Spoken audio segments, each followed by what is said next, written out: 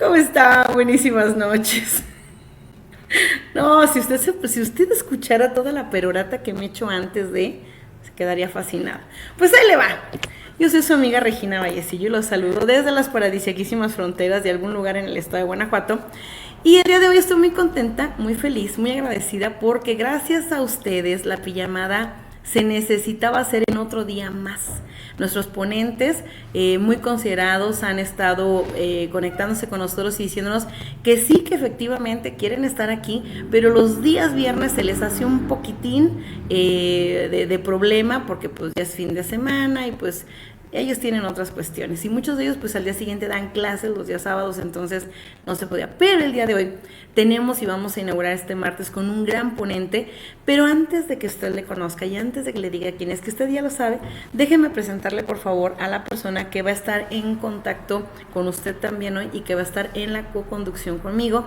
Ya sabe que pues bueno, este señor se da mucho a desear, pocas veces le podemos solicitar que entre, porque aparte de todo pues cobra en dólares y pues hay que cambiar las monedas, los centavos y los pesos, entonces pues no tenemos a veces tanta morralla y pues bueno, ya se imagina, pero sin más preámbulo, déjeme presentarle a este joven que ya tiene club de fans, ¿sí? Puro de tercera edad, pero ya tiene club de fans, entonces pues bueno, vamos a ver qué es lo que puede hacer. Y pues bueno, saludamos hoy al maestro Israel Álvarez. Amiguito, ¿cómo estás? Buenas noches. ¿Qué tal, Regi? Buenas noches. Buenas noches a tu auditorio. No cabe duda, me sacas cada carcajada. Fue un gusto y un placer que me hayas invitado el día de hoy y estar escuchando a grandes ponentes. Sin más preámbulo, pues te cedo el uso del micrófono para que presentes a nuestro gran ponente del día de hoy. Muchas gracias. Pues bueno, antes de presentarle, déjeme mandar el link para que empecemos a compartir. Déjeme ver por qué nos está marcando Facebook que no podemos... ya, aquí ya nos marcó, que estamos pudiendo compartir. Se lo envío, déjeme enviárselo al señor Israel, porque voy a ver luego los reclamos, es muy difícil. No se supiera cuánto sufro yo aquí, pero bueno. Déjeme enviárselo y enviárselo también a nuestro invitado para que ya vayamos pudiendo presentarlo. De paso hace poquita atención, de paso hace así como que le da más curiosidad de saber quién es y toda la cosa. Nomás espéreme tantito, porque pues no hay a mí quien me asista, todavía no nos alcanzan las estrellas para poder poner a alguien que nos asista y pues no sabe usted lo difícil. Pero un día pronto también cobraremos en dólares como el señor cobra. A ver, déjame ver.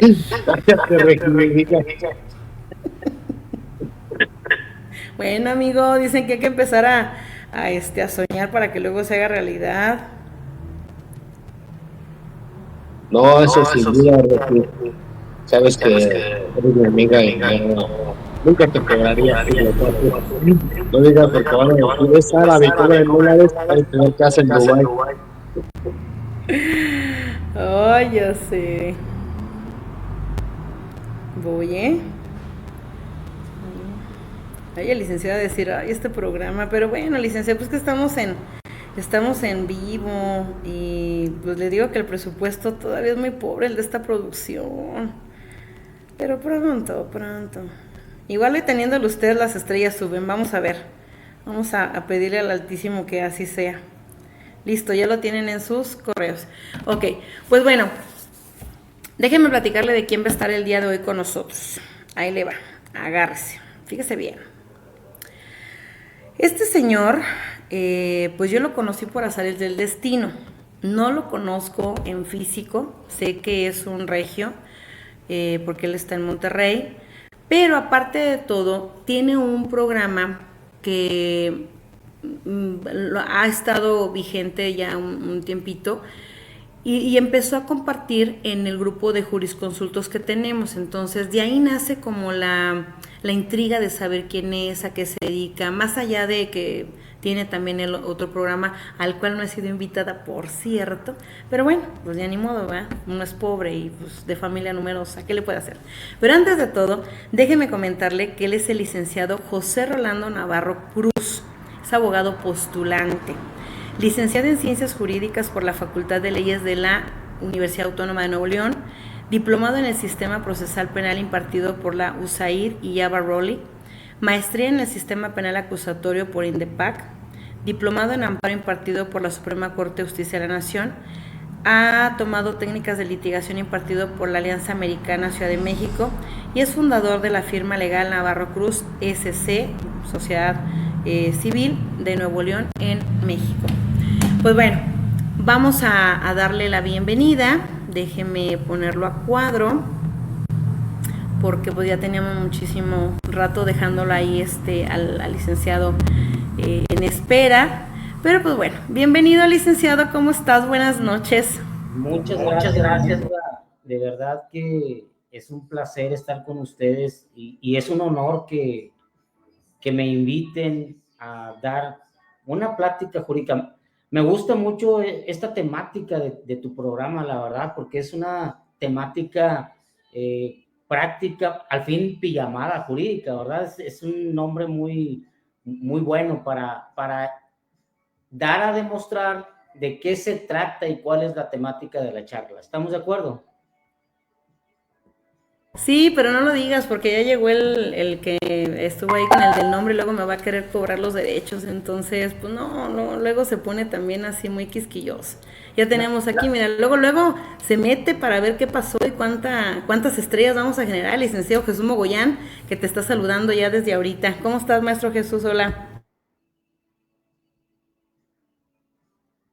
Maestra, pues es un placer. Repito, he visto que van muchos buenos abogados aquí contigo. Veo cuando comparten la convocatoria para el ponente en turno y veo que va de mucha calidad. Vi al maestro Irving Ambriz, que realmente yo le tengo un respeto muy grande. Lo conocí en Tlaxcala el año pasado, en la cumbre o en el Congreso de Abogados Penalistas, al cual fui ahí de invitado, y yo le tengo mucho respeto al maestro y he visto que hay más abogados y espero que sigan compartiendo un criterio, pues un tema jurídico, porque de eso se trata, maestra. Esa labor que tú desempeñas, que yo trato también de desempeñar en mi canal, en mi programa, pues la verdad es que es muy loable, porque hay muchos jóvenes, en mi caso, he de decir, hay muchos jóvenes abogados que nos siguen y están contentos de la forma en que transmitimos un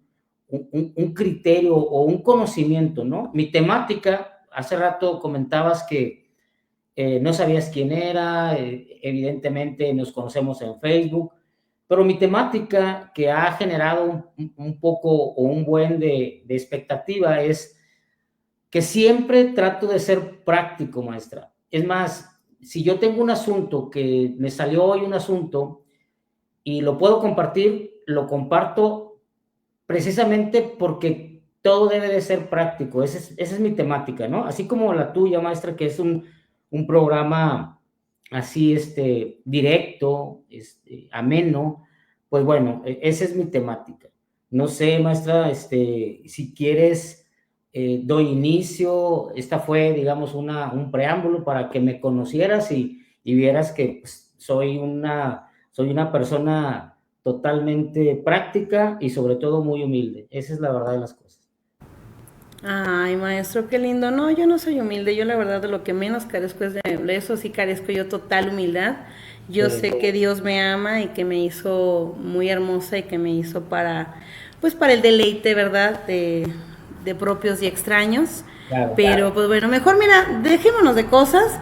Vámonos mejor a centrarnos en la cuestión del derecho, que esa es la que a nosotros nos interesa. Y nos estabas platicando, o la promesa del programa es que vamos a hablar acerca de los términos generales de la audiencia de continuidad de la inicial.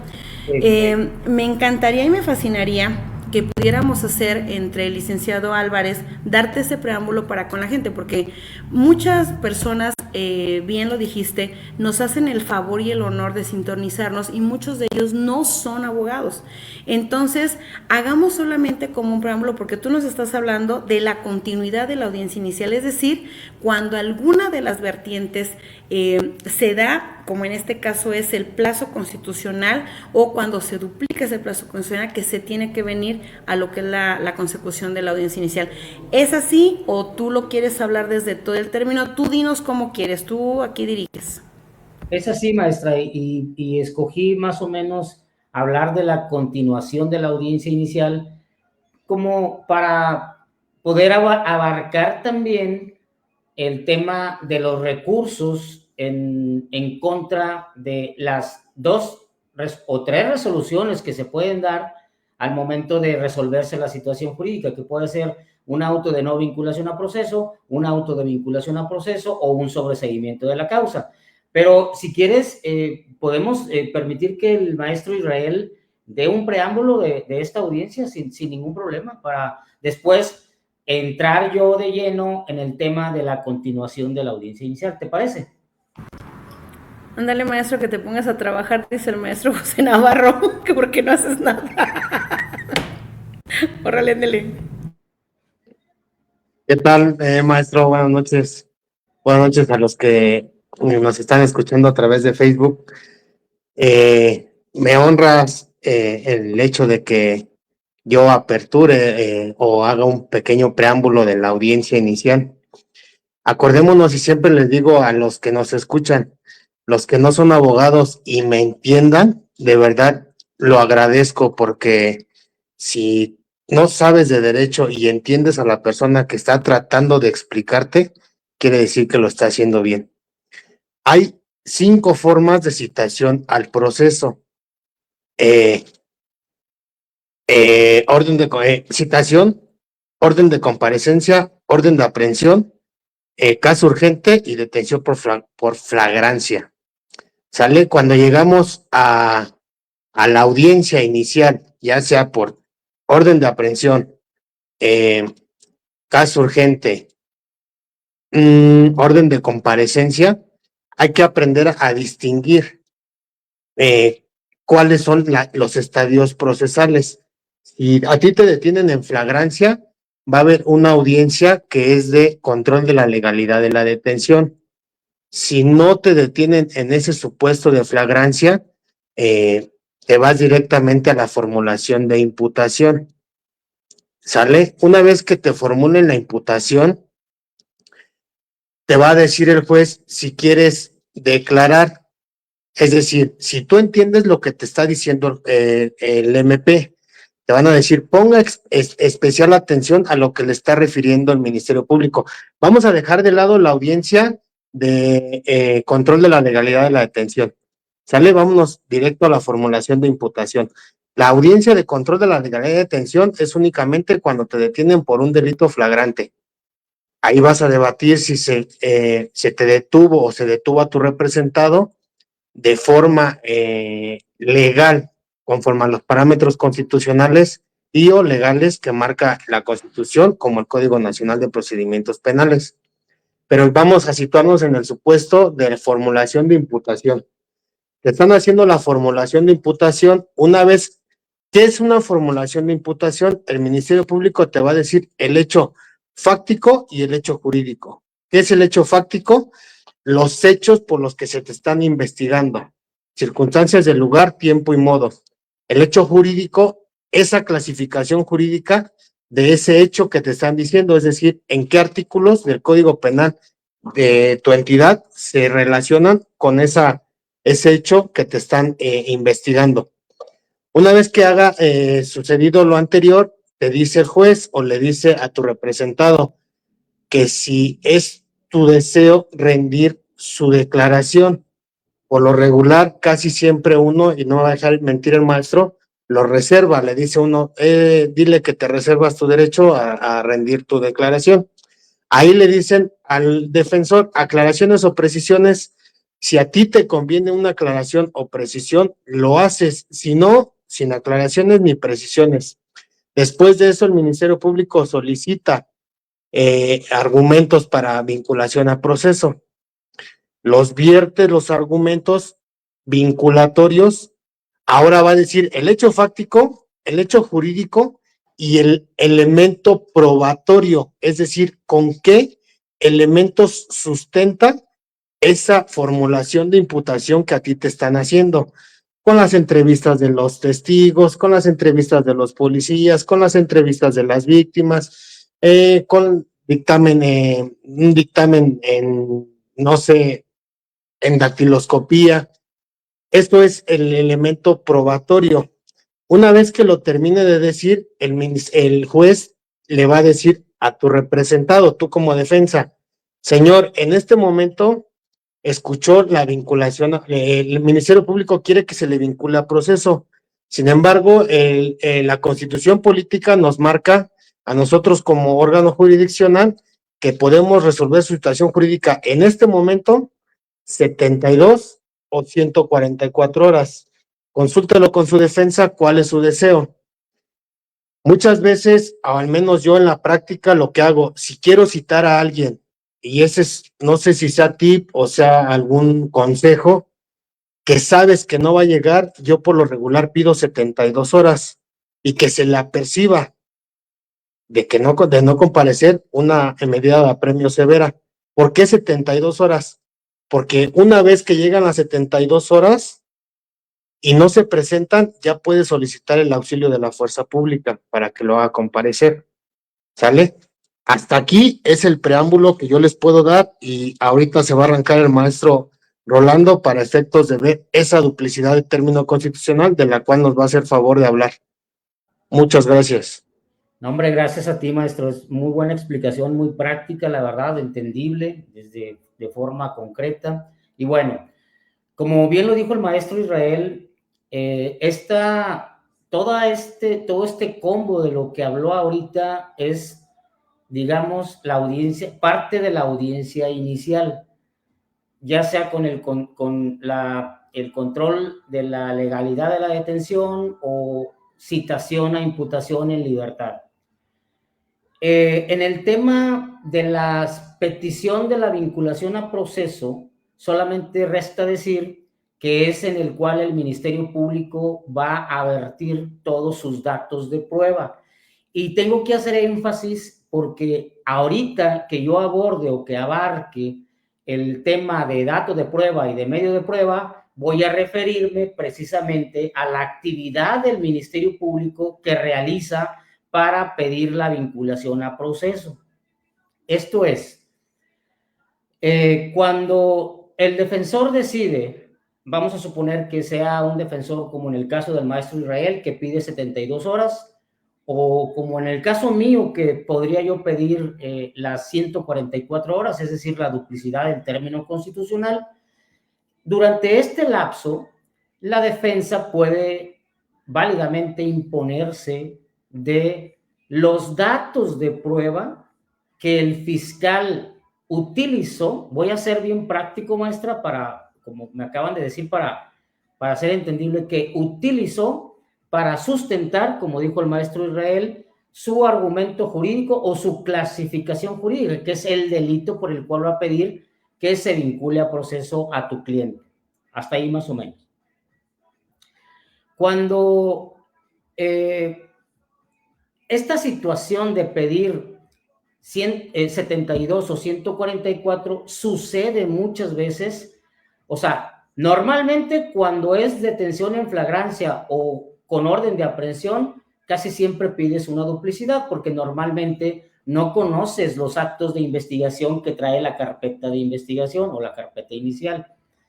Pero también se da mucho que cuando te citan a imputación con tu cliente en libertad, también podemos pedir la duplicidad de las 144 horas. Y esto tiene una razón de ser, porque aunque conozcamos nosotros la carpeta de investigación, nosotros no sabemos cuáles van a ser los actos de investigación que el Ministerio Público va a utilizar para sustentar su argumento jurídico de vinculación a proceso.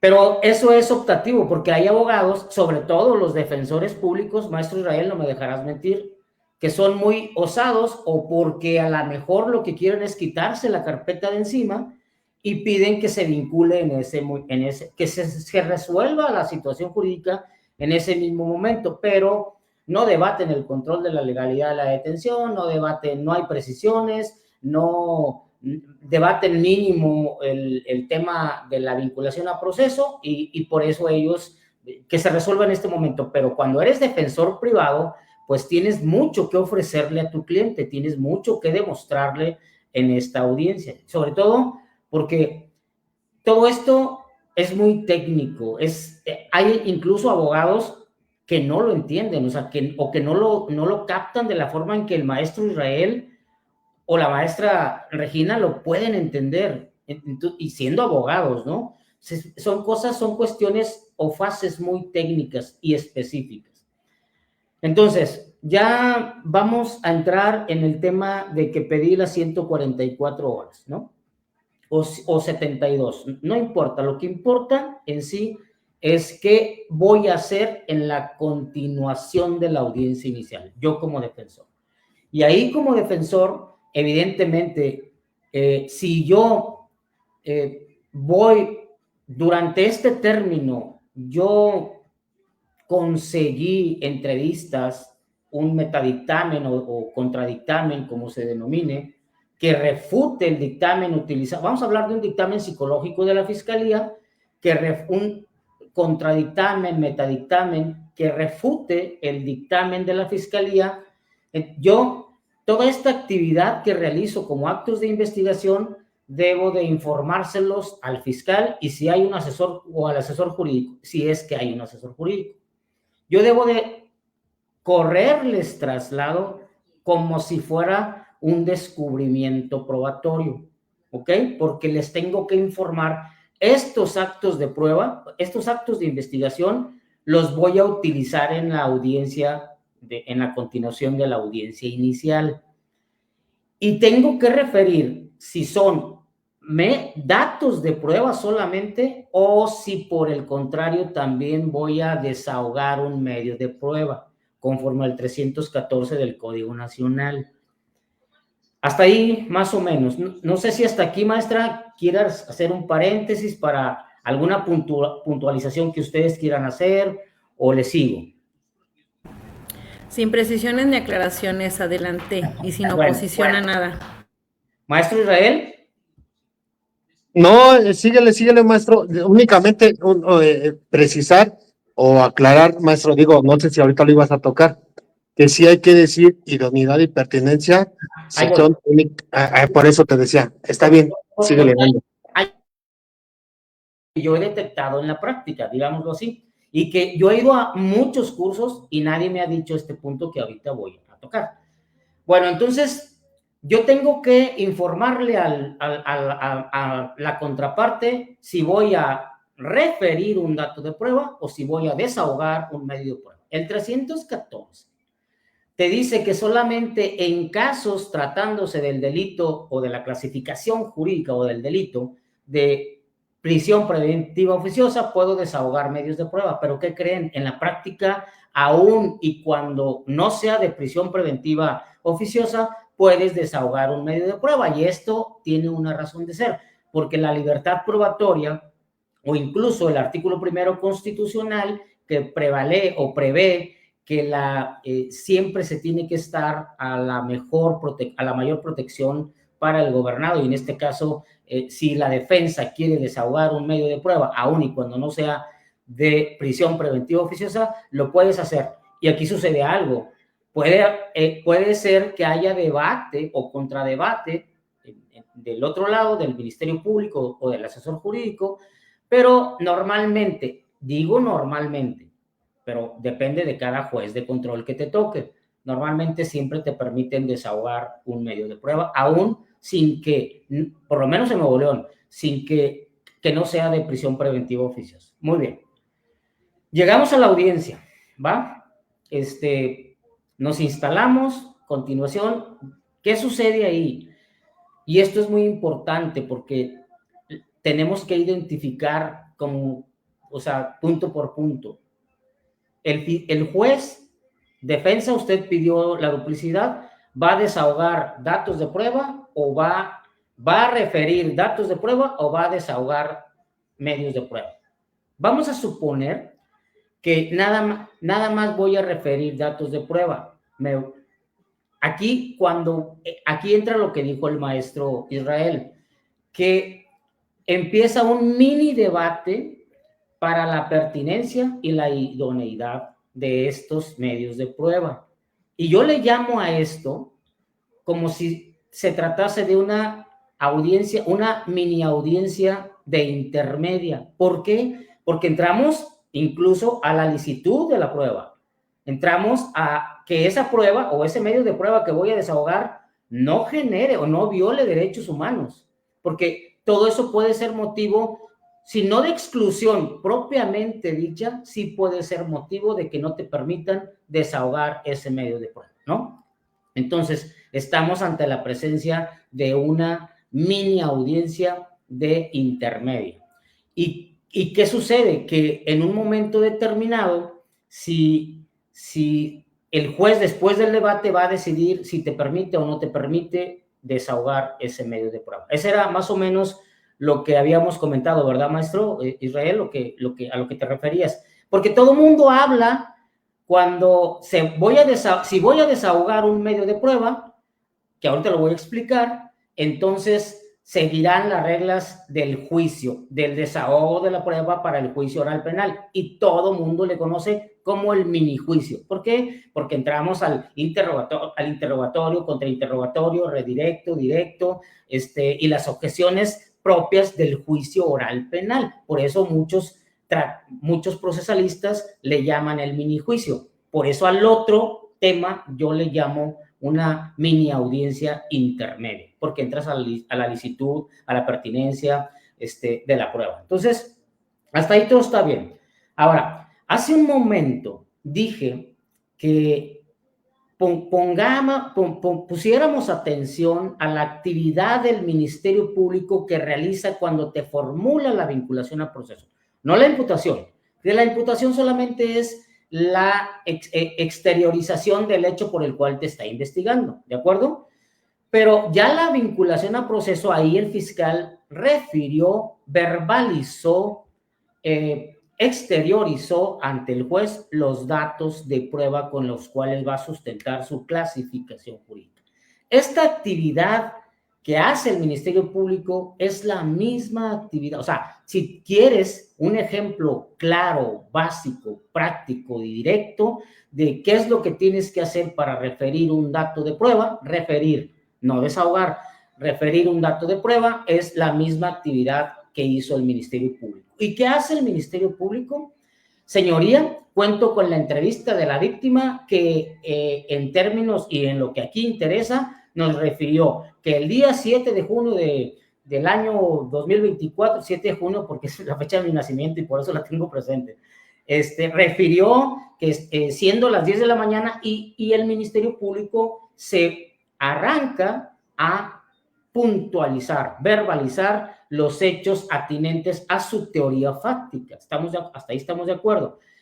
Igual, un dictamen en psicología. Asimismo, señoría, cuento con con el dictamen en psicología practicado por dos peritos de la Dirección de Servicios Periciales de la Fiscalía General del Estado de Nuevo León, quienes realizaron un dictamen psicológico a la víctima y en las conclusiones dijeron que tiene daño psicológico, que su dicho es confiable. Ahí está refiriendo el dictamen pericial.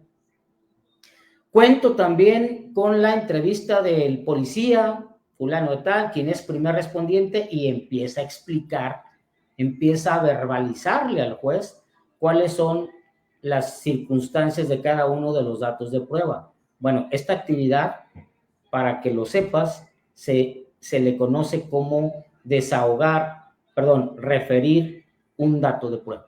Porque a diferencia del medio de prueba, de desahogar el medio de prueba conforme al 314, ahí tienes que llevar al órgano de prueba, propiamente dicho, ante el juez de control. digo, sea virtual o presencial. Si yo voy a llevar a cabo, como defensor, voy a llevar a cabo el metadictamen que refute el dictamen psicológico de la fiscalía, pues voy a llevar al perito y lo voy a cuestionar respecto a su dictamen. Ese es desahogar un medio de prueba, a diferencia de referir un dato de prueba. Maestro Israel, tú sabes que esta dualidad, que es un dato de prueba, no es que sea confusa para los que sí lo dominan, pero normalmente yo me encuentro... ¿Sí? ¿Sí? Y van a hacer algo. Bueno, continúa. No, es que, perdón, maestro. Ricky, tienes tu micro abierto y escucha eco. ¿Ahí está bien? Bueno, entonces, esto son las dos actividades que yo puedo realizar como defensor en la continuación de la audiencia inicial.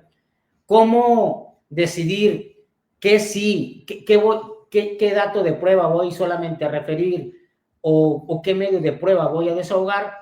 Ya depende de tu teoría fáctica, de tu teoría del caso, por así decirlo, de cuál va a ser tu teoría de defensa en ese momento de la audiencia y todo esto es para intentar desvanecer los datos de prueba de la fiscalía.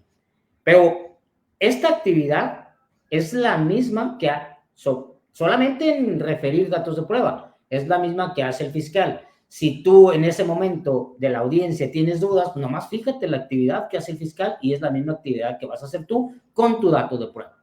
Lo que sí tiene algo de dificultad es el desahogo de los medios de prueba, porque ahí ya tendrías que aplicar o se aplicarían las reglas del juicio, tales como el interrogatorio, el contrainterrogatorio, el directo, el redirecto, las objeciones. Entonces, las técnicas de litigación propiamente dicha, que realmente sí tienen un grado de dificultad un poquito más elevado. Pero bueno, hay jueces que te dicen desde el inicio, abogado, le informo que en esta audiencia no voy a valorar pruebas, así que si usted quiere, ahórrese el término de desahogar medio de prueba, solamente refiérame los datos de prueba, porque no voy a valorar pruebas. Nos ha pasado. Y créanme, ya depende de uno. No, señor juez, yo quiero desahogar medio de prueba, por las razones que tú consideres.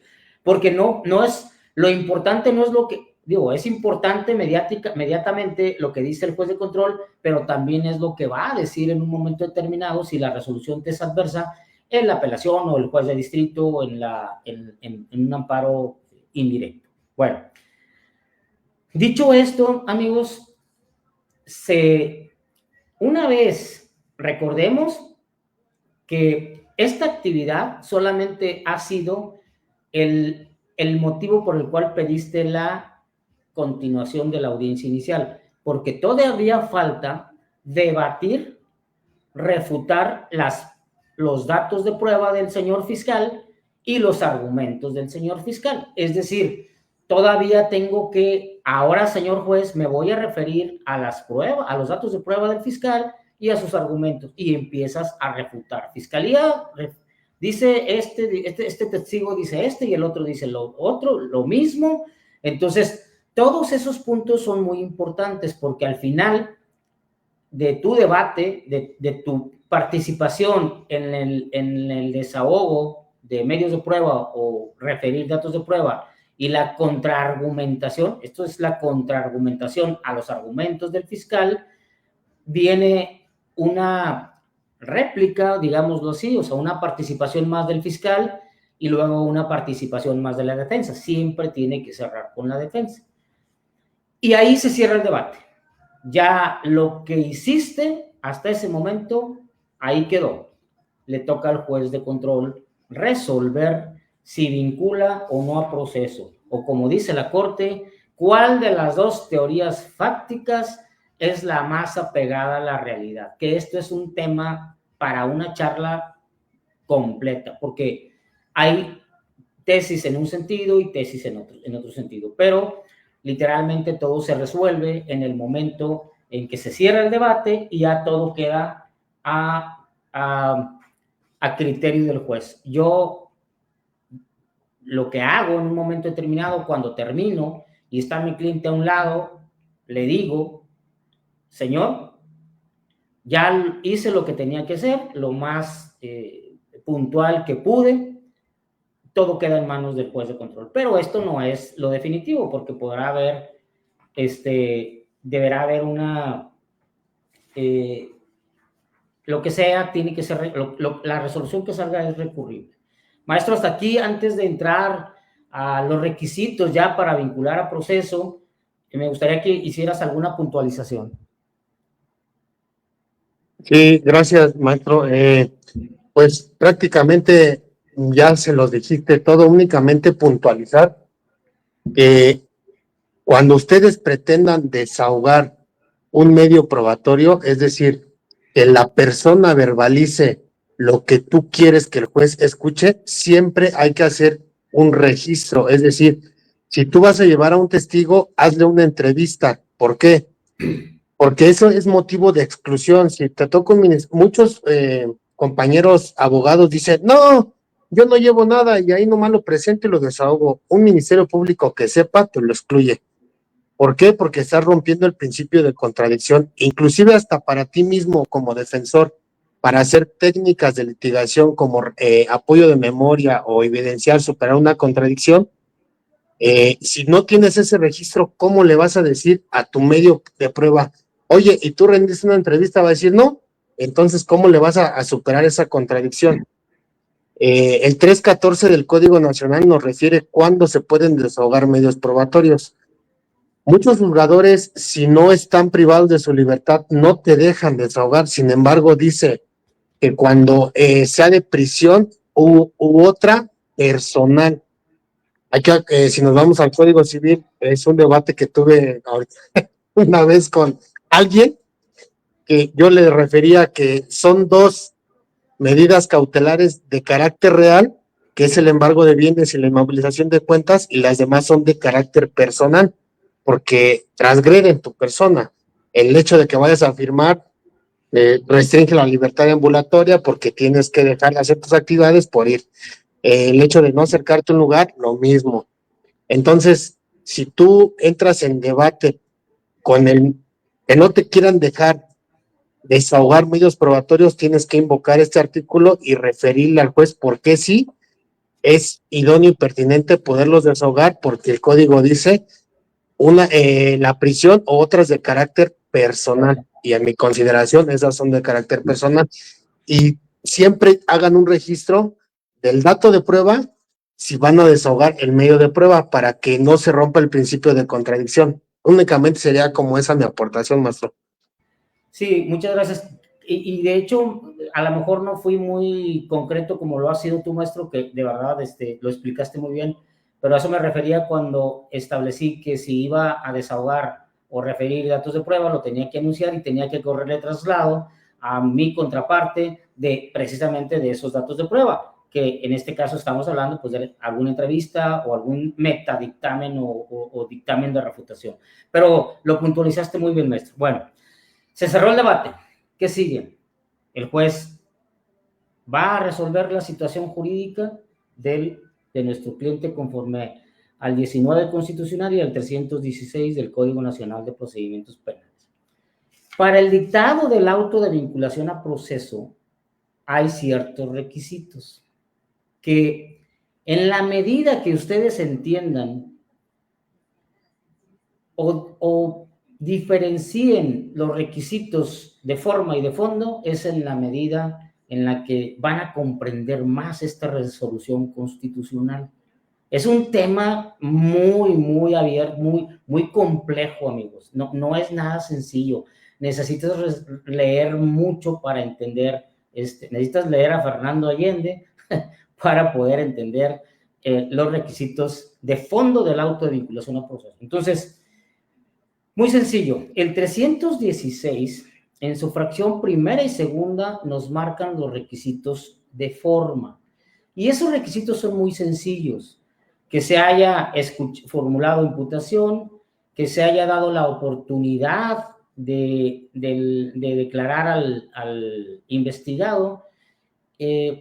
Técnicamente son requisitos muy simples, muy sencillos, porque el juez no va a dejar pasar estos requisitos, ¿no?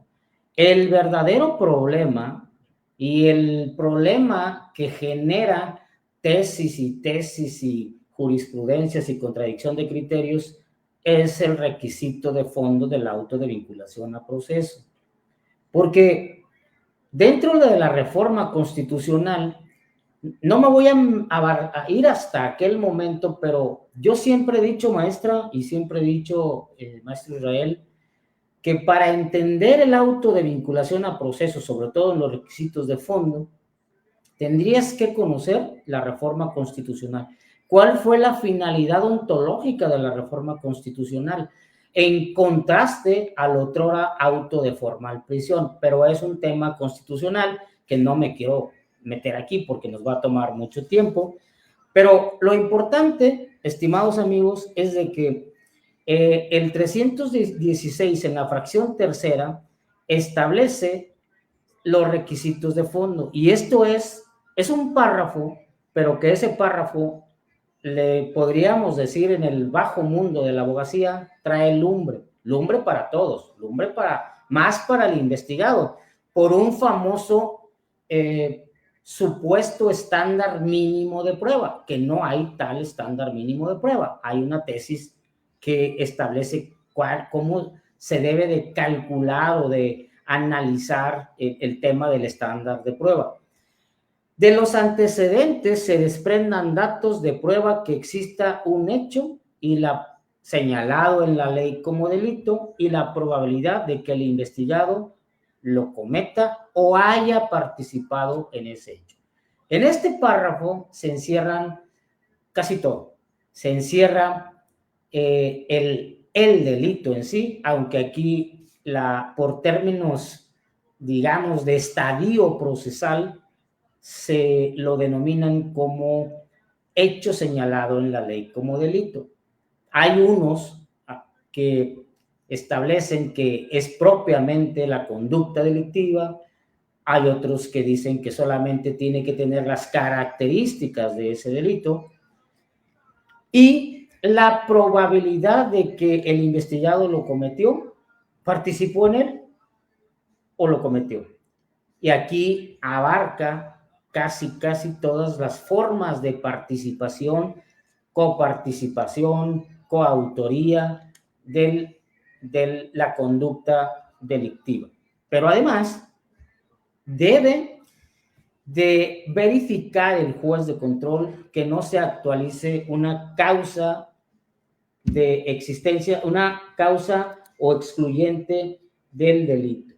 Y esto es muy importante, amigos, porque por un lado tenemos tesis que establecen que, bueno, hay otro punto muy importante que tengo que explicarles, que este supuesto, estimado maestro Israel, sé que vas a estar de acuerdo conmigo, es el que genera realmente todo el universo en torno al auto de vinculación a proceso. Y dice, se establece, es la última parte de la fracción tercera: se entenderá que obran datos que establecen que se ha cometido un hecho que la ley señale como delito cuando existan indicios razonables que así permitan suponerlo. Indicios razonables, amigos. O sea, ya tenemos un concepto, a mi gusto, muy sui generis, porque ¿qué es un indicio razonable? Es más, no solamente a mi gusto, sino la Corte también se ha esmerado en establecer de forma práctica qué es un indicio razonable. Recordemos, como preámbulo para este tema, que en el auto de vinculación a proceso o no vinculación a proceso, pues no se van a verificar todos, no debe de abordarse o de tenerse por acreditado todos los elementos del tipo penal.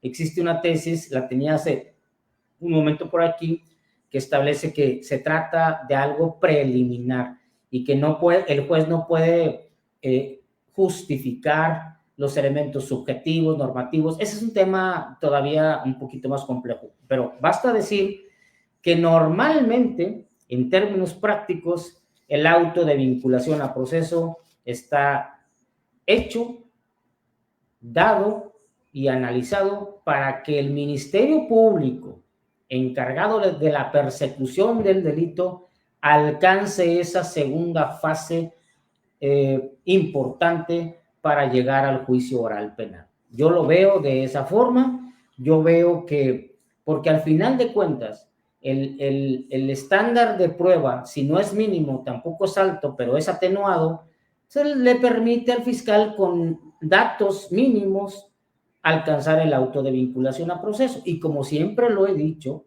el problema no es el auto de vinculación a proceso, porque ¿qué creen ustedes, amigos?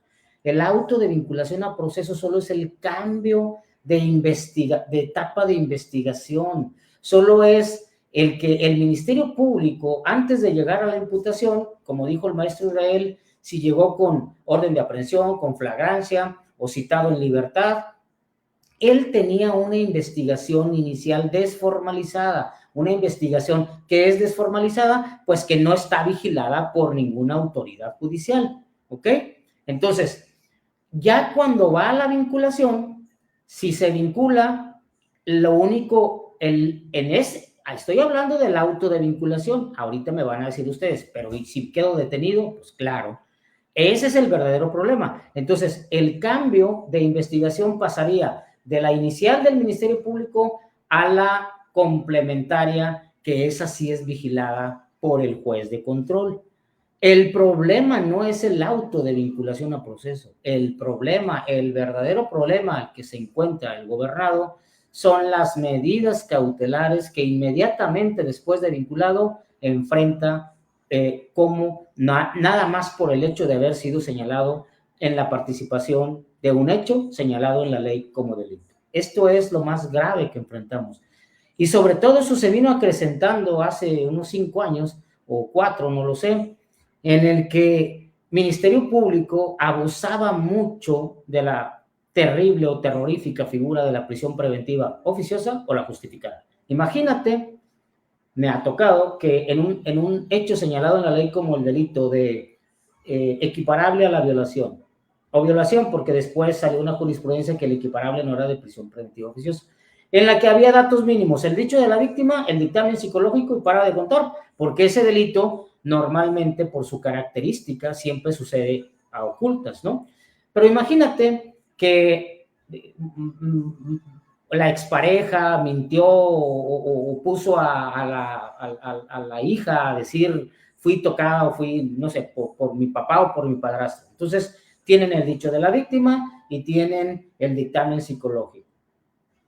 Con esos 2 datos de prueba, te vinculan. Nada más fuiste señalado como probable participante en ese hecho.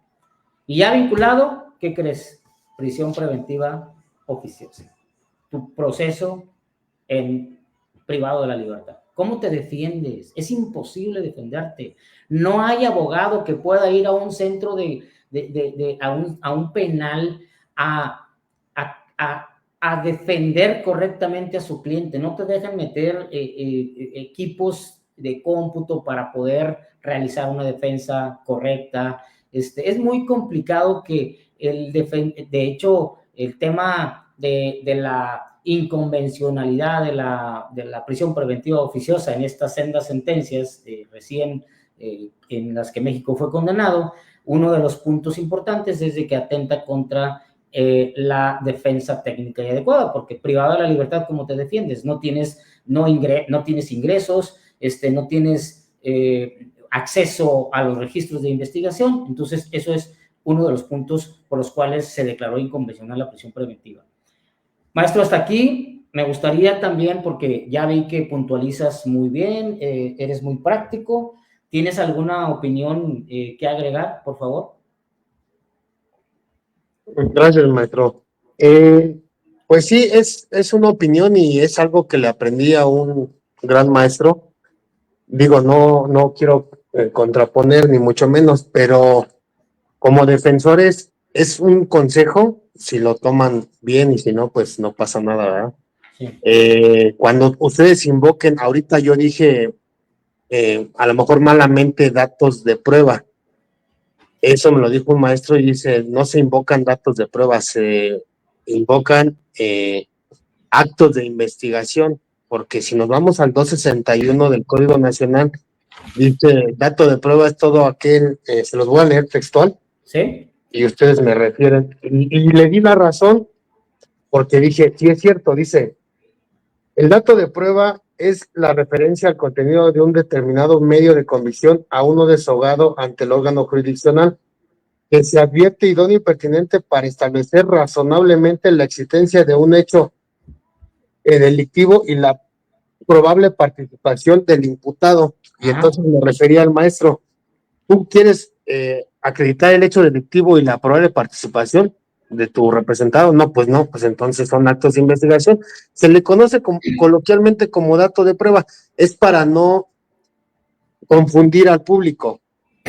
Eso nada más es como consejo. Ahora, de lo que nos referías de las medidas cautelares, vamos a entrar tantito, no mucho, para también no quitarte mucho tiempo. No, adelante. Es cierto, y la verdad lo dices con toda la puntualidad del mundo, y ya de ahí cómo te defiendes. Es sabido y es un hecho público notorio que la mayoría de las fiscalías hace ese tipo de acciones de, pues no quiero nombrarle fabricar, pero sí de hacer imputaciones no bien investigadas y únicamente, y ahorita más con la reforma del 19 constitucional del 31 de diciembre del 2024, todavía antes se veía un camino, una luz en el camino y decía, se va a reformar el 19 constitucional y van a quitar la prisión preventiva oficiosa, pero creo que fue al revés, aumentaron el catálogo de delitos y ahora es bien complicado cuando vas por un delito que amerita prisión preventiva de corte oficioso y ni siquiera te dejan entrar en debate. Como tú bien lo referiste, ya se pronunció la Corte Interamericana, inclusive hay jurisprudencia de la Suprema Corte de Justicia en donde dice que tienen que estar a las sentencias de la Corte Interamericana, el artículo 26 y 27 de la Convención de Viena nos refiere el Pacta Sunt Servanda. Si ya lo firmaste, ya lo ratificaste, tienes que acatar. Inclusive del párrafo 118 de la sentencia Sopax Tepili y otros contra el Estado mexicano lo refiere a la literalidad. Estarán a lo que el Tratado Internacional emita, digo palabras más, palabras menos, no lo tengo aquí, pero se los voy a decir coloquialmente, aún y cuando haya una restricción constitucional. Y entonces se contraponen, como tú bien lo refieres, el primero constitucional con el 19. Si te toca un juzgador que sea garante, te va a dejar entrar en debate, pero si no, ya no tienes ni forma de defenderte, ni siquiera de solicitar una revisión de medida, porque ya es de oficio. Ese es algo bien complicado, pero eso sería como que una charla completa de medidas cautelares, porque sí es bien complicado. Pero lo dices muy bien, maestro, y lo puntualizas a la perfección. Tal y como lo refieres, así se desarrolla y así hay que poder debatir. Sería mi aportación, maestro. Muy buena aportación, maestro. En el tema del dato de prueba y del acto de investigación, sí, estoy de acuerdo en que se usa coloquialmente, incluso por los jueces de distrito y por los colegiados, para diferenciarlo del desahogo del medio de prueba. Más o menos esa es la finalidad. Pero bueno, vamos ahora. Ya, le toca al juez, ya di los preámbulos de los requisitos de fondo y los requisitos de forma, ¿no? Repito, el requisito de forma es el más complicado porque es el que genera si va a valorar pruebas. Es más, yo he visto sentencias de los jueces de distrito en los que dicen el juez de control valoró correctamente los datos de prueba. O sea, el juez de distrito dice valoró correctamente los datos de prueba, pero el Código Nacional, el 316, habla de razonabilidad de los datos de prueba. Entonces, tenemos ahí un tema de confusión muy grande. Podemos decir incluso que razonabilidad y valoración, pues a lo mejor solamente es para diferenciar, maestro Israel, el estadio procesal, que en el auto de vinculación a proceso es razonabilidad, conforme a las máximas de la lógica y de la experiencia, y en el juicio oral penal ya es una valoración completa de la prueba, porque la prueba fue desahogada ante el juez, ante el tribunal de enjuiciamiento. Ok, ¿qué va a hacer el juez de control para resolver? ¿Cuál es su actitud? Y no me refiero, amigos, porque el que lo sufre ahí sabe que el juez empieza a decir, empieza a hablar, empieza a argumentar, y no te dice si va a ser vinculación o no vinculación a proceso.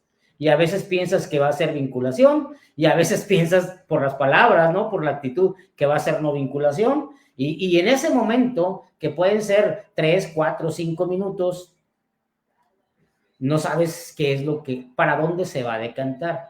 En Nuevo León hay un juez que de entrada te dice, yo no voy a decretar auto de vinculación a proceso y ahorita voy a explicar por qué. O yo creo que la defensa tiene algo de razón, pero no me convenció y voy a dictar auto de vinculación a proceso y ahorita lo voy a explicar. Así de sencillo.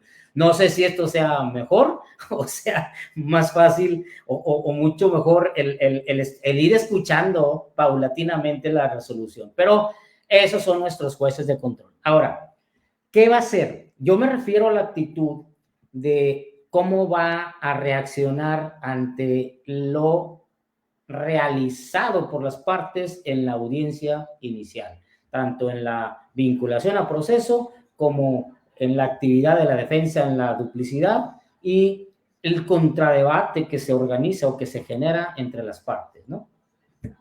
Bueno, pues es muy simple.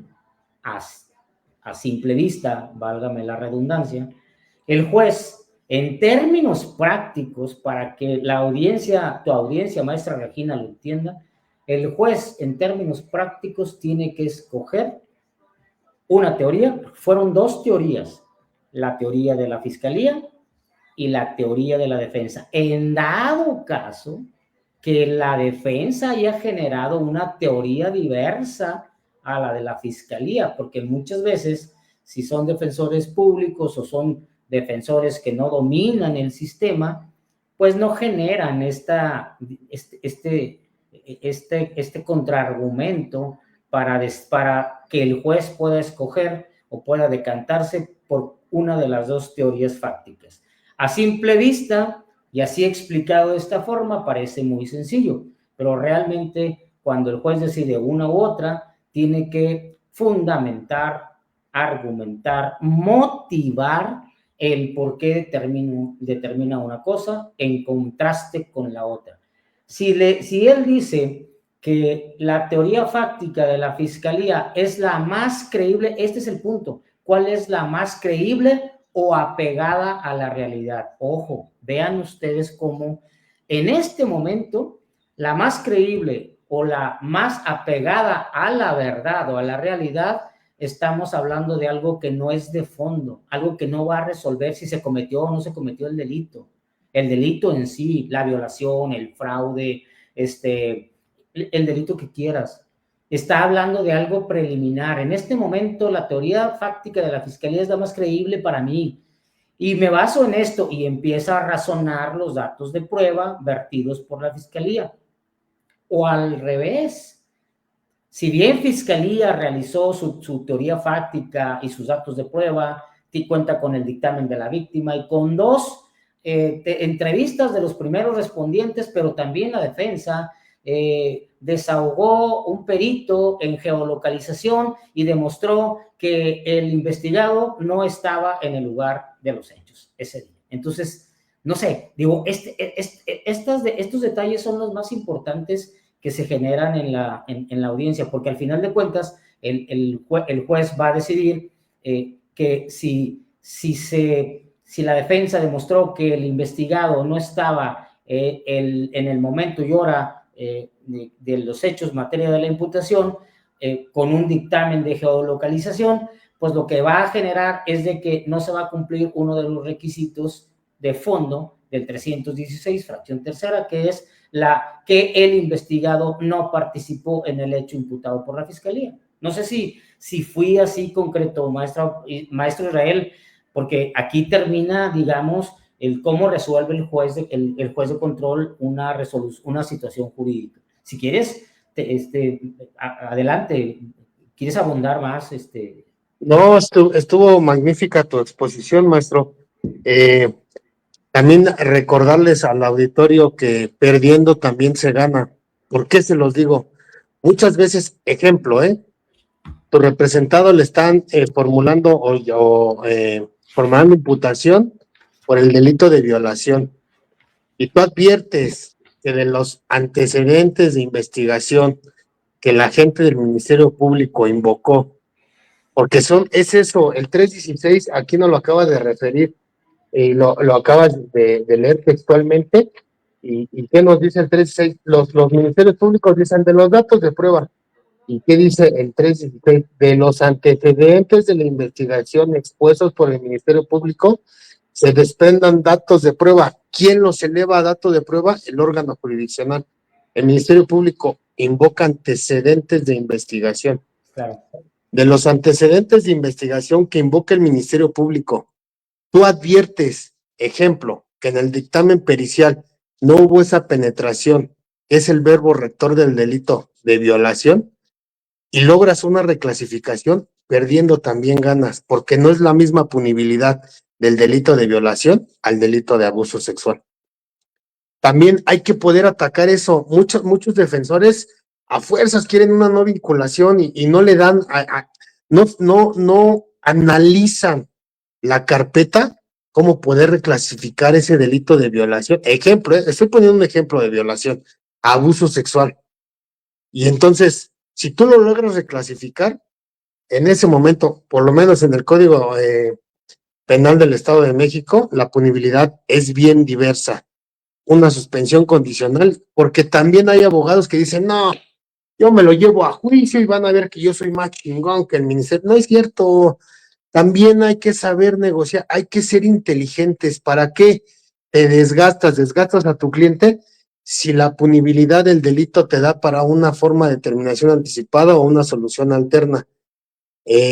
Yo les refiero, y cuando me llegan a cuestionar, oye, ¿cómo ves? Traigo esto, ¿me lo llevo a juicio? Güey, ¿por qué no le das un mecanismo alternativo de solución de controversia? No, es que el pinche MP, para que vea, no, o sea, no es necesario que hagas ese tipo de actitudes, porque está en riesgo la libertad de tu representado, porque si lo llevas a juicio y sale condenatoria, no se va a poder retrotraer a poder celebrar un mecanismo alternativo de solución de controversia. Y dos, perdiendo también ganas, no necesitas demostrarle nada a nadie. Lo que quiere tu cliente es la libertad. Lo que quiere la familia son resultados. Si el abogado o un amigo tuyo te dice, no, es que estás bien tonto, tú con esto que traes hubieras ganado un juicio, ¿para qué lo alargas? Es consejo y es punto de vista, pero lo dices bien puntualmente y de verdad magnífica tu exposición, maestro, y te dejo que sigas explicando. Muchas gracias. Bueno, aquí terminamos el auto o la resolución de la situación jurídica, auto de no. Pueden darse tres supuestos, estimados amigos, audiencia. Pueden darse tres supuestos. El más clásico, pues, la vinculación a proceso. El otro, de mayor a menor, la no vinculación a proceso. Y el último, el sobreseimiento. ¿Ok? Incluso, ahorita vamos a hablar de una situación muy especial que es no vinculación a proceso y me niega la defensa el sobreseimiento. Y esto tiene una repercusión para los recursos, que es el tema que sigue. Pues yo quería abordar el tema de los recursos, maestros, es para una sola charla o dos, porque están para poder darles jurisprudencia, tesis, en este sentido de qué procede contra uno, porque es muy complejo, ¿no? Entonces, esos tres supuestos pueden suceder una vez que el juez va a resolver. Y ante esta resolución, recordemos que es una resolución atacable, no es definitiva, es decir, no es la última, porque si es sobreseimiento, pues sí es definitivo, pero bueno. Entonces,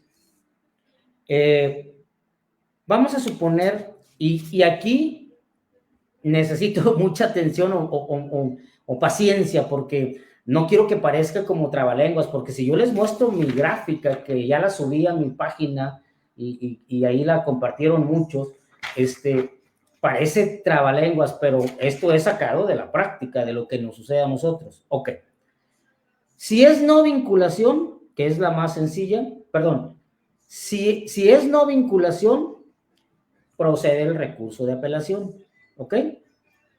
Si se confirma, nos vamos al juicio de amparo indirecto, tesis 2028-538, amparo indirecto.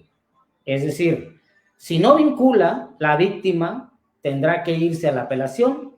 Si confirman la no vinculación, tendrá que irse al juicio de amparo indirecto. Si ya acá es otro tema, si le niegan el amparo indirecto, pues se tendrá que ir al recurso de revisión, más o menos así. Ahora, no vincula y sobresee, pues es apelación, otra vez.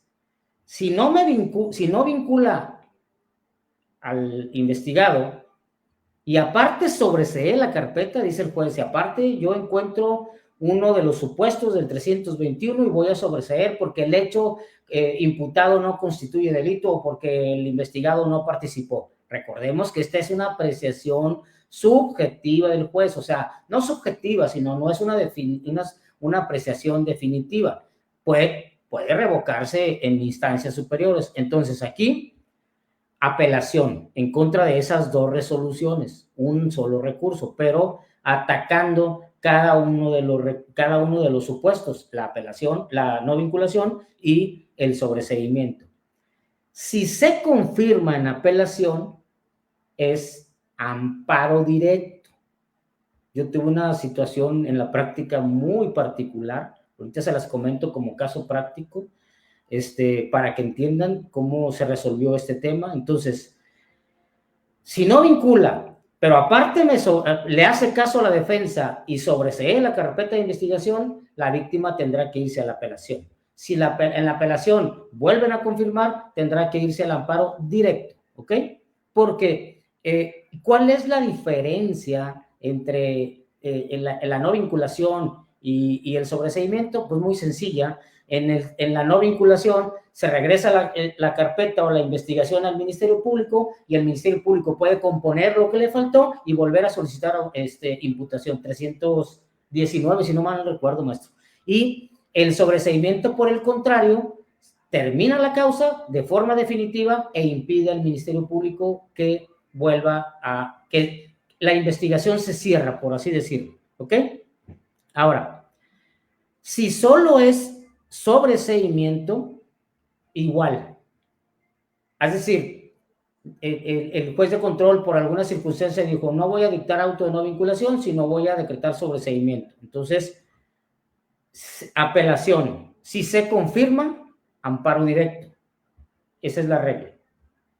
Ahora, viene una muy importante que es, si la defensa está estableciendo que hay una causal de sobreseimiento del 321 del Código Nacional y el juez no me hace caso y por el contrario me vincula en lugar de sobreseerme, o sea, es decir, me negó el sobreseimiento, pero tienes que plantear el sobreseimiento como estrategia de defensa, ¿no? Si me niega el sobreseimiento, me vincula y me negó el sobreseimiento, entonces tendré que irme al amparo indirecto, tesis 2028-705. Si me niegan el amparo indirecto, entonces me voy a la revisión y ahí terminaría, digamos, el tema de este amparo. Faltaría nada más si cuando vinculan al investigado, entonces la defensa tiene dos opciones: apelación, si así lo considera, o directamente al amparo indirecto, ¿no? ¿Cuál sería la mejor estrategia? Depende mucho del abogado, del conocimiento del abogado, de la creencia del abogado.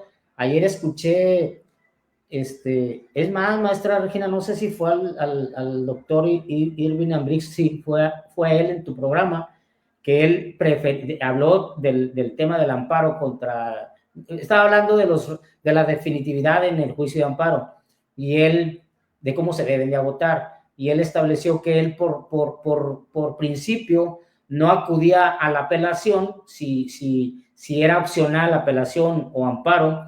Él prefería irse al amparo porque no le tenía mucha confianza a una apelación, porque normalmente, dice el maestro Irving Ambrís, y estoy de acuerdo con él, que normalmente la sala penal te va digamos, a confirmar.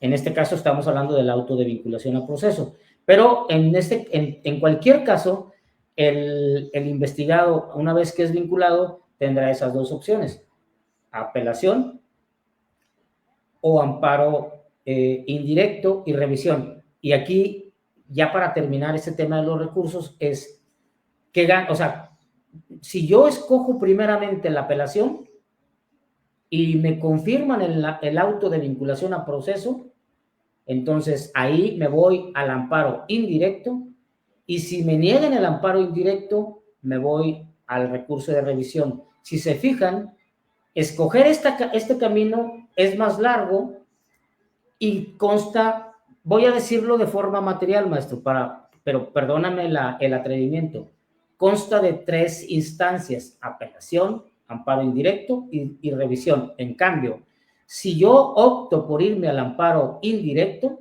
en contra del auto de vinculación a proceso, pues solamente tendré el amparo y la revisión. Materialmente, maestro, 2 instancias. Y aquí termino mi participación. Maestro, si quieres apuntar algo, encantado de la vida. Todos aprendemos aquí de todos.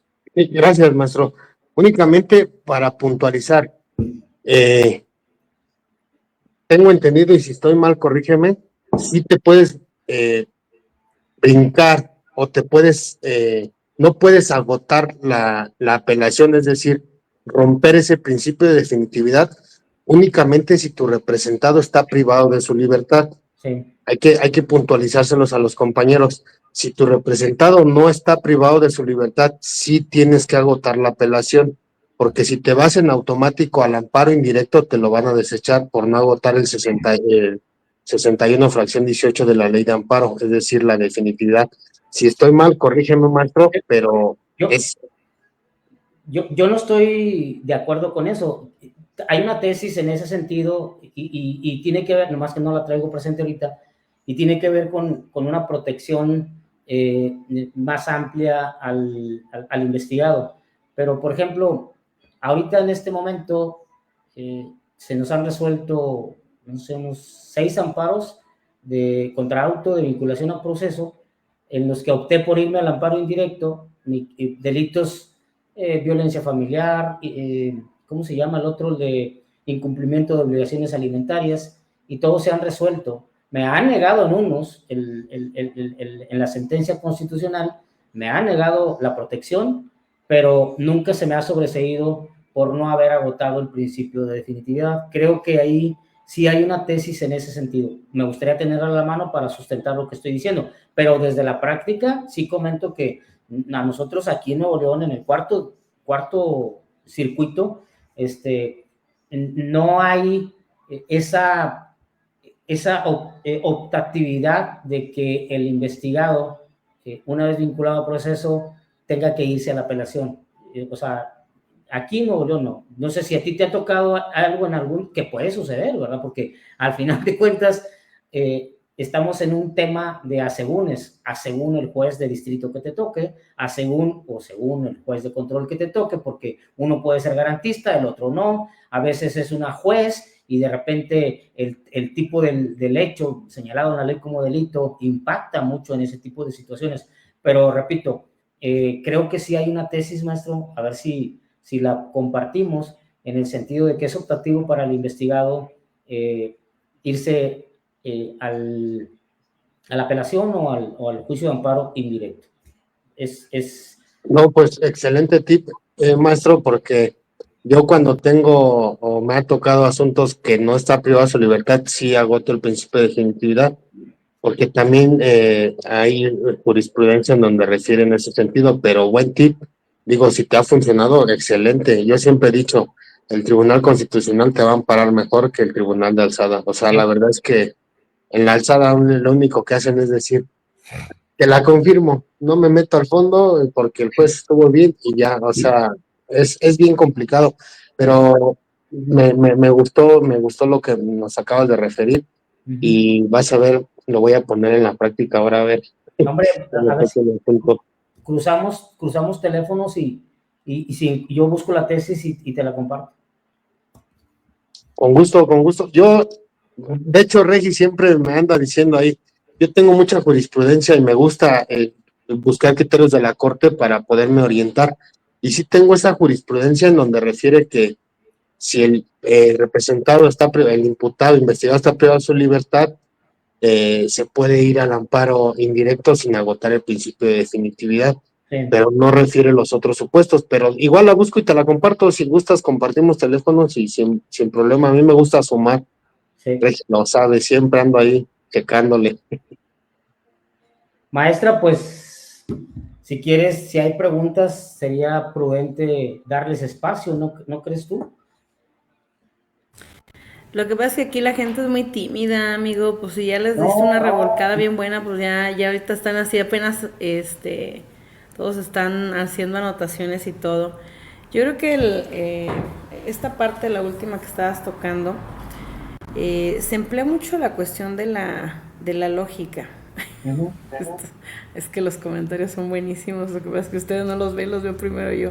Échale. Y obviamente cuando tienes una situación donde no se ha puesto fin a una controversia, pues sí es procedente el amparo indirecto, eso es por mera lógica, o sea, no está prohibido y lo que no está prohibido pues está permitido. Entonces, yo creo que también a nuestros pues hispanoparlantes compañeros que nos ven y nos sintonizan, es bueno decirles que hay una situación que a veces no se emplea tanto, que es la lógica. Y la lógica jurídica implica el saber y el entender, porque cuando te enseñan en las universidades a emplear esta lógica, tú mismo puedes discernir entre una cosa y otra. Entonces, sí es muy importante tener toda esta práctica, pero más allá de, ya estando adentro en lo que es el trajín de todos los días, sí tienes que emplear tus decisiones, y tus decisiones siempre deben estar avaladas por una sapiencia, por una situación que has estado estudiando, y adelantarte siempre a lo que puede venir, ¿sí? Siempre adelantándote a lo que puede venir. Yo creo que pues tema tenemos de verdad en serio para rato, porque podemos darles todas las situaciones a las personas que nos hacen el favor de sintonizarnos, pero estando dentro ya de la audiencia es cuando las cosas se ponen color de hormiga. Sí. Yo hay algo que rescato mucho de Israel, que me encanta y me fascina, y siempre se lo he dicho recio y querido: todo tu cúmulo de jurisprudencia son maravillosas porque te permiten en ese momento tener armas. Yo creo que te lo puedo apostar que aparte de la Suprema Corte de Justicia de la Nación, Israel es el que más jurisprudencias baja y tiene, o sea, siempre lo vas a ver ahí cargando las épocas, se las lleva por épocas ahí al juzgado, llega con su época número 10 y así, para que lo puedan ver. Ya nos ha enseñado mucho acerca de esto, ¿no? Las tesis no es más que una ponderación, un análisis, un examen que se hizo precisamente acerca de una situación que no tiene una solución bien definida dentro del código. Entonces esto se genera en el trajín de todos los días.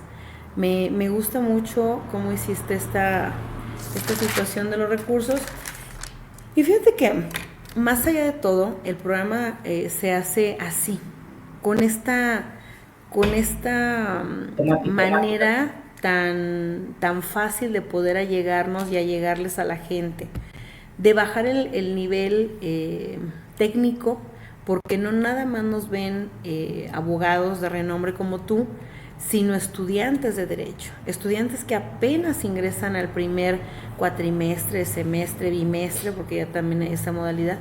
Entonces, tenemos que dar muchísimo, muchísimo de nosotros para poderles decir qué es un recurso, qué es un procedimiento, la diferencia con un proceso, todo esto. Y la situación de nosotros de llevar este programa es esto, acercar a los grandes con las personas que lo necesitan, no porque los otros no lo sean, sino porque es necesario escuchar otra puntualización. Digo, te estaba escuchando pacientemente con la cuestión de Nuevo León, cómo lo hace, cómo se hace, y Guanajuato tiene una situación bondadosa en cuanto a la temática de los jueces, de cómo ellos dirimen una situación. A mí me sorprende todos los días para bien lo garantistas que pueden llegar a ser. Sí, sí tienen de verdad en serio, sí analizan. Hoy me encantó porque tuve una audiencia muy especial donde una juez ya había definido que ese delito no podía traerse para acá porque la relación de noviazgo no implicaba una relación análoga. Y mi código sí lo marca, mi código dice para las personas que estén casados, concubinos y análogas. Entonces ella dice no, y yo pues ahora sí que aprovechándome de todos los conocimientos que Israel me ha dado, dije aquí voy a poner manos a la obra. Y le dije, ¿no? Esto según lo que rezan las jurisprudencias del licenciado Álvarez, y no me la dio, o sea, me dijo, no, ¿quién sabe quién será el licenciado Álvarez? Y le dije yo, no, pues cómo no, usted no lo conoce, pero yo sí, déjeme decirle que ya me explicó.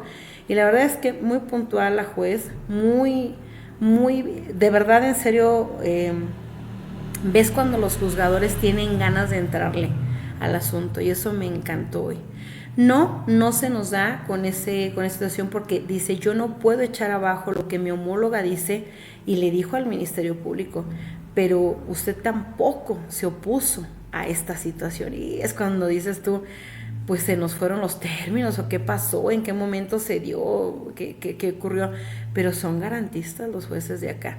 Nuevo León también lleva una vertiente, lleva un estándar muy apropiado, pero entendamos ahorita, son cambios diversos, maestro Navarro. Nosotros tenemos que estar a lo que tenemos y a las fichas con las que nos están dejando jugar. Traemos un 19 constitucional que muy poco nos permite ahorita ya llevar a cabo una defensa como ya la veníamos trabajando, pero pues son las fichas, y aquí es donde efectivamente con tus recursos es donde tú puedes ayudarte para que esta situación te sea favorable cuando vas por una no vinculación, por un sobreseimiento, todo eso. Pero muy interesante, muy nutritiva la charla, y sobre todo las intervenciones de mi queridísimo amigo Israel, a quien sabe que lo admiro profundamente, no de ahorita, sino de siempre. Y pues la verdad, muy agradecida. Pues, ¿qué más, amigos? ¿Qué más? Porque ya son las 10:30 de la noche. Pues yo Únicamente, Regi, por ahí el maestro o el licenciado Coyoc hacía una pregunta de que si los datos de prueba son para, no sé si la pudieras leer, ¿no? Sí, dice, maestro Rolando, Máster Israel y Regina, los datos de prueba sirven para establecer el hecho que la ley señala como delito y la probable participación que el imputado haya participado en la comisión. Sí, no lo digo yo, lo dice el 271 del Código Nacional. De hecho, le di lectura íntegra, no lo digo yo, pero así lo refiere, que es un dato de prueba y para qué sirve. Por eso yo les refería, un maestro muy admirado por mí, me refirió, ¿tú quieres que ese dato de prueba sirva para esto? Y no, pues no, yo quiero al revés, entonces no invoques dato de prueba, invoca acto de investigación, que vulgarmente se le conoce como dato de prueba. Únicamente fue eso. Tampoco los quiero confundir, que vayan a decir, no, es que el licenciado Real dijo esto, aquello, no. ¿Sale? Pero eso no lo digo yo, lo dice el 261, amigo Ricardo Coyoc. Te digo que le van a decir al juez en el primer tomo de lo que dice el licenciado Israel en la clase de pijamada jurídica, y vas a ver qué revolcada te va a dar la juez. Pero bueno, ¿qué vas a decir, maestro Navarro? Adelante. No, o sea, está bien la puntualización que hizo desde hace rato el maestro Israel, pero digamos que si atendemos a la definición textual, no porque la definición sea textual y yo refiera en la continuación de la audiencia inicial que voy a referir un dato de prueba, cuando el contenido del dato de prueba es para desvirtuar el dato de prueba o en sí la teoría fáctica de la fiscalía, pues esa sola circunstancia se entiende que no porque estoy invocando un dato de prueba va a ser contraproducente para la defensa. O sea, tendríamos que entender cuál sería la finalidad o cuál es el extracto de ese dato de prueba o de ese acto de investigación. Es decir, no podemos confundirnos de decir, si yo digo que es un dato de prueba, ya con eso voy a justificar la participación. Creo, abiertamente, y lo tengo que decir bien sincero, creo que el maestro tuyo, maestro Israel, como que le rebusca mucho a las palabras y no estamos para eso, porque sí confundimos sí, muchos abogados no pueden diferenciar del dato de prueba al medio de prueba, que es uno y que es el otro. Ahora, si ya introducimos un tercer término, que es, si yo refiero el dato de prueba, ya voy a probar la participación de mi patrocinado, pues creo que no es esa la finalidad, porque lo que verdaderamente cuenta es el contenido del acto de investigación o del dato de prueba. Dicho eso, creo que ha sido una charla muy, muy amena. Se fue rapidísimo, cosa rara, porque normalmente a veces con una hora ya quieres aventar la toalla, y aquí está la charla como para seguirle, ¿verdad? Maestro. Es porque es este programa, maestro. Hay otros programas que dan flojerísima, la verdad. A mí sí hay algo que por eso no tengo como la virtud de ver varias otras cosas más, porque pues nosotros trabajamos con personas. Muy bien, y te voy a decir una cosa. La ley, entre más personas la conozcan, a nosotros nos van a permitir hacer un mejor actuar. A veces los abogados le han tenido miedo a que la gente conozca sus derechos, porque si no, entonces, pues tú qué les vas a poder vender. Pero esto no es así, esto es al revés. Es que si tú tienes un país que sabe cómo es el derecho, qué es lo que puedes invocar como esa protección, tú vas a buscar al profesional. Yo creo que entre más sepamos, al contrario de lo que la gente está pensando, entre más podamos entregarle al público, creo yo que es la situación la que va a imperar, ¿no? Yo lo he estado platicando con Israel y siempre lo tenemos presente, ¿no? Hay que hacer público el conocimiento.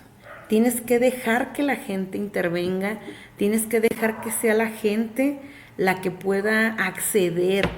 ¿Por qué hay derechos? ¿Por qué no los hay aquí? ¿Por qué dicen que es un sistema de puerta giratoria? Hay que explicarles qué es lo que está girando o por qué está haciendo esa parte. O decirles y desmentirles, no, efectivamente no es así. Es que si usted tiene derechos, el otro también. Entonces, yo sé que, pues bueno, hay otras situaciones y hay otros programas y todo que son más técnicos. Pero bueno, al fin y al cabo todos esos programas van a venir dando flojera y van a regresar a pijamada jurídica, porque lo digo yo. Entonces, pues así las cosas y la verdad es que sí, todos nuestros invitados cuando se van quedan muy contentos. Es una plática la verdad tú hoy hiciste una clase muy completa, donde nos dejas ver esta situación, ¿no? ¿Qué puedes hacer en este momento? ¿Qué sigue en el otro momento? Para alguien que ya tiene un conocimiento jurídico. Entonces, es de agradecerte todo el empeño que le pusiste para esta plática, es de volverte a invitar a lo mejor con otro tema cuando tú tengas oportunidad, y pues ojalá de verdad que te haya gustado, que pues obviamente tengo por ahí una petición de una persona o de varias personas que les contestaste que tú tienes una liga de links, entonces pues dices que tú puedes compartir un link que tienes jurisprudencias. Te voy a pedir que lo pongas ahí en el programa, en el de jurisconsultos, para que también la gente pueda acceder a él. Mándalo ahí a la de jurisconsultos, por favor, y ahorita se los hacemos llegar para que puedan tenerlo, como esta y otras pláticas que también de paso lo ven. Y pues bueno, déjame nada más poner ya los últimos saludos. Mi querido muchacho, mi querido joven venido de allá de los aires asiáticos, del mediano, no, del lejano oriente. ¿Cuál mediano? Del lejano. O sea, a ti, Israel, te estoy hablando a ti, por el amor de Cristo, o sea, tú. ¿Qué tal, Regi? Sí, únicamente puntualizar lo que bien refirió el maestro Rolando. No los quiero confundir, ¿eh? Si ustedes invocan datos de prueba, es lo mismo que digan registros de investigación o antecedentes de investigación, es lo mismo. Coloquialmente se le conoce como dato de prueba. No quiere decir que le van a decir a la jueza, es que yo traigo dato de prueba para que mi representado y acreditar la participación de mi representado. No. Eso es nada más. Quise puntualizar eso por el 261, pero no pasa nada. Y pues, maestro, de verdad agradecidísimo contigo, agradecidísimo con Regi de haberme permitido compartir cuadro pues con esta enorme eminencia en el derecho.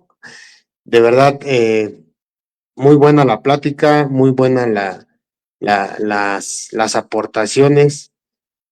Siempre he dicho, cuando una plática se hace amena, las cosas fluyen y son entendibles, porque aquí se trata de aportar, no de debatir. Si tu idea es una diversa a la mía, lo aportas y yo aporto mi idea y se concatena y después, como ahorita, de que si hay que agotar el principio de definitividad o no, fueron dos ideas diversas, las cuales se concatenaron y se hizo una sola y entonces ya la gente va a decir, bueno, él me refirió a esto, me refirió a aquello, pero hay jurisprudencia de ambas cosas, igual lo puedo hacer o no lo puedo hacer. Y eso de verdad que en los compañeros licenciados o abogados que van empezando en el litigio, no sabes cómo les ayuda de sobremanera. Me he encontrado gente donde me dicen, y de verdad me siento honrado cuando me dan las gracias porque me dicen, me dijiste esto y qué crees que me ayudó un buen. Y siempre les digo, a mí no me den las gracias, yo agradezco a Dios que me da la sapiencia y me permite seguir aprendiendo de todos y de todo para poder seguir tratando de transmitir esos conocimientos. Agradecido contigo, Regia, agradecido con tu auditorio y saludos a todos los que se conectaron. De verdad, agradezco a todos y cada uno que bien pudieron haber estado durmiendo y están escuchando las aportaciones que hace el maestro Rolando, que hace la maestra Regia, así como este humilde servidor.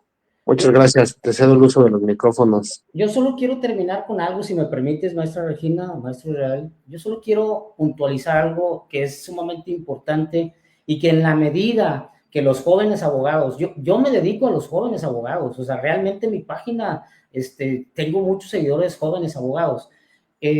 Los jóvenes abogados, los no tan jóvenes que están empezando, están iniciando en este arduo camino del derecho o del sistema penal acusatorio, que es muy complicado. Nada más ayer, maestra, subí un estado aquí saliendo del penal del Topo Chico, fui a atender un nombramiento y se me ocurrió poner, cualquiera puede traer a un investigado a lectura de derechos, pero cuando te lo judicializan, cuando te citan ante el juez de control, ahí sí, a sufrir. Entonces, yo termino con este comentario para los jóvenes abogados. El sistema penal acusatorio es muy técnico, muy técnico. la carpeta de investigación, los actos de investigación. Estamos teniendo charlas con el maestro Alejandro Gómez Bello de Defensa Penal Eficiente, de técnicas de investigación, el WhatsApp, el código, el IP, el código hash, la extracción de información. Es muy técnico todo, y lo que tenemos que hacer es, en la medida que vayamos entendiendo puntualmente, pero si queremos ser o tratar de dominar más el sistema penal acusatorio, es diferenciar cada audiencia y determinar, entender que cada audiencia tiene una finalidad ontológica o teleológica. No podemos ir a hablar cosas en una audiencia que no son propias de la audiencia. Pertinencia de la audiencia, maestro Israel, como lo referiste hace rato en la pertinencia de la prueba, ¿no? Entonces, es muy técnico y hay que estudiarlo. Yo, de mi parte, es todo, maestra, y agradecerte y agradecer a tu auditorio, a tu audiencia, maestro Israel. Los comentarios que aquí hacemos son para nutrirnos en lo futuro. Yo sé que mañana te vas a ir a investigar lo que yo dije, yo también haré lo propio con lo que tú dijiste, ¿va? Sí, maestro, pues digo, si me regalas tu número o te doy el mío, lo apuntas y ahí nos mandamos un mensajito.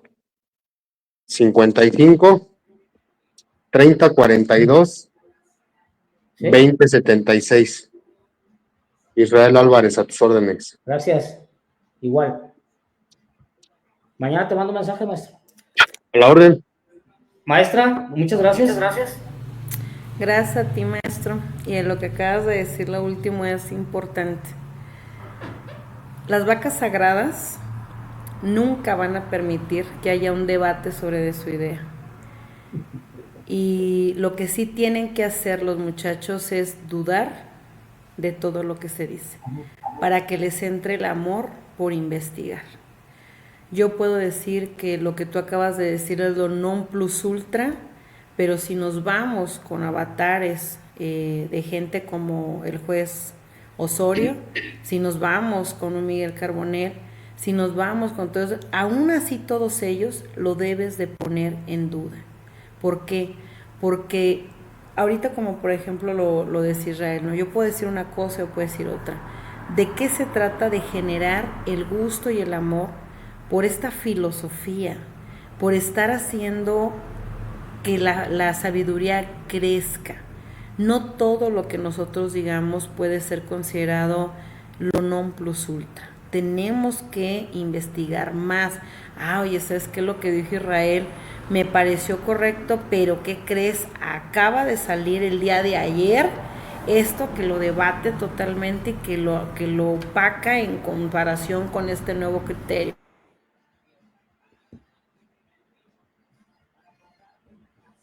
Ya no te escuchas, Regi. ¿Ahí sí me escuchó? Sí, sí. Les digo, entonces esta situación es de aportar, ¿sí? Y que toda la gente que nos vea se le quede una sola cosa, que eso es lo que más me encanta. Estaba reunida con unas personas cuando me pidieron ahora en el 8M, me pidieron que diera una plática y me decía, ¿sabe qué me gusta tanto de su programa? ¿O sabe qué me gusta tanto esto? Dice que lo hace ver tan sencillo que dan ganas de estudiar derecho.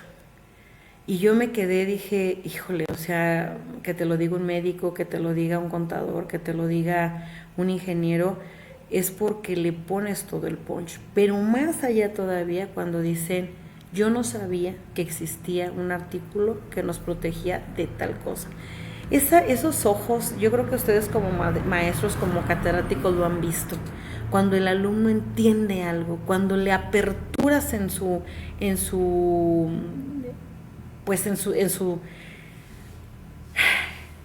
cerebro, ¿sí?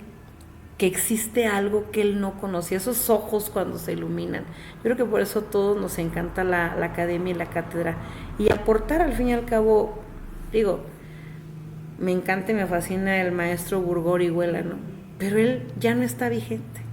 Más si lo vemos así, es un referente de cómo inició toda esta situación. Entonces, cada persona que aporta, el maestro Israel, el maestro Navarro, un estudiante que saca de repente una pregunta y que te tambalea, todos ellos son muchísimo, muy apreciados por el derecho. Todos tenemos algo que aportar. Y de verdad, maestro, te agradezco infinitamente. Ya te dejamos ir para que ya vayas a descansar, porque pues aparte mañana hay muchas cosas que hacer en la audiencia. Te deseamos que tengas mucho éxito en todas y cada una de las empresas que tú estás llevando a cabo. Y pues bueno, no hay más que ir despidiendo a nuestro público, diciéndoles quién estuvo, pero te damos las gracias, maestro. Muchas gracias por haber estado aquí con nosotros. Gracias a ustedes. Ok. Entonces, pues bueno, vamos a despedir a mi queridísimo amigo Israel. Isra, despídete, por favor. Espérame, Isra, espérame, porque ya se me cuatrapeó aquí esta cosa. ¿Quién sabe qué ando haciendo acá? De repente me hace ver todas las cosas que me pongo a hacer. Sale, Isra. Pues nada, Rosy, como le dije hace un rato, agradecidísimo de que me permitan estar en esta charla. Apaga tu micro porque se escucha eco. Ya. Agradecidísimo que me permita hacer esas charlas con grandes juristas, grandes aportaciones que hizo el maestro Navarro.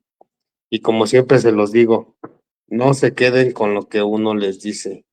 Yo no vengo a enseñarles nada, solo vengo a hacerlos pensar. Duden de todo lo que trato de transmitir o trató de transmitir el maestro Navarro, así como un servidor. Investiguen y saquen sus propias conclusiones y así van a llegar a un conocimiento más certero. Les mando un saludo a todos los que se conectaron, a todos los que me están enviando saludos. Si no se los puedo contestar de manera física, mañana se los contesto porque también ya hay que hacer la meme, mañana tengo audiencia y hay que ir preparadísimo.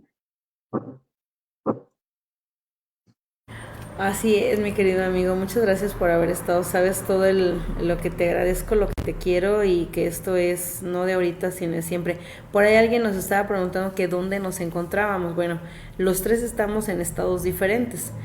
El maestro Navarro está en Nuevo León, allá en Monterrey. El maestro Israel está en el Estado de México y yo estoy en el estado líquido porque ya estoy a punto de irme. No, yo estoy acá en Guanajuato. Estoy acá en el estado de Guanajuato. Estoy acá. Entonces, no se preocupen. En todos lados hay buenos juristas y en todos lados vamos a tener que encontrarlos y los vamos a tener que invitar. Y de verdad yo les estoy agradeciendo a toda la gente que es tan linda que a veces ellos mismos nos dicen, oye, ¿por qué no invitas a fulano? ¿Por qué no invitas a sutano? Te puedo poner en contacto. Eso háganlo, de verdad. Queremos que esto se vuelva pues viral, que se haga con todos y que todos puedan apoyarnos y aportar. Así es que, Irra, te mando un abrazote, gracias por todo, gracias, sabes lo que te quiero y que estoy muy, muy agradecida siempre contigo. Pues bueno, vamos a decirle adiós al señor árabe, vaya amigo. Pues bueno, se acaba el martes, nunca esperé, sí lo visualicé y lo visualizo y algún día no muy lejano se harán más realidades, más cosas realidad de lo que espero.